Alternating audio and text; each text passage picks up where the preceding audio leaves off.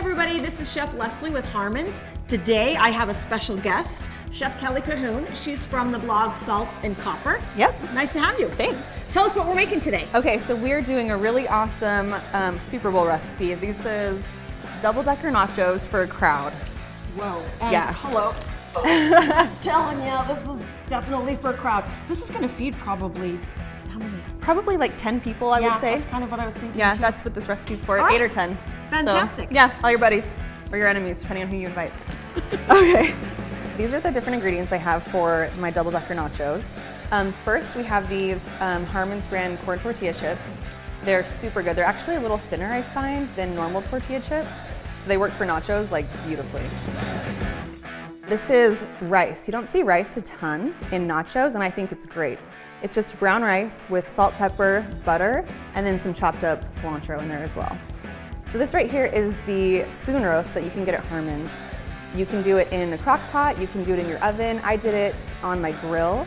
I smoked it with cherry wood actually for 8 hours, and it turned out fantastic. It's super, super good. But if you prefer to season your own meat, you can always use, I prefer bone-in, like a pork shoulder or a pork butt, but the spoon roast is just, it's so easy.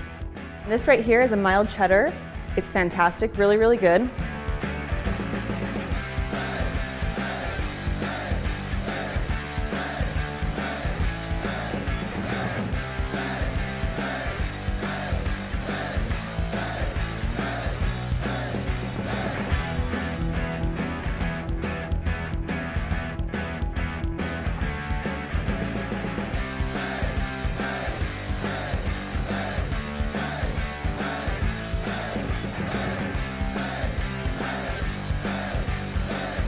Our purple cabbage, which also is not super common in nachos, it adds amazing color and some really cool texture. And then I have my green onions sliced super thin.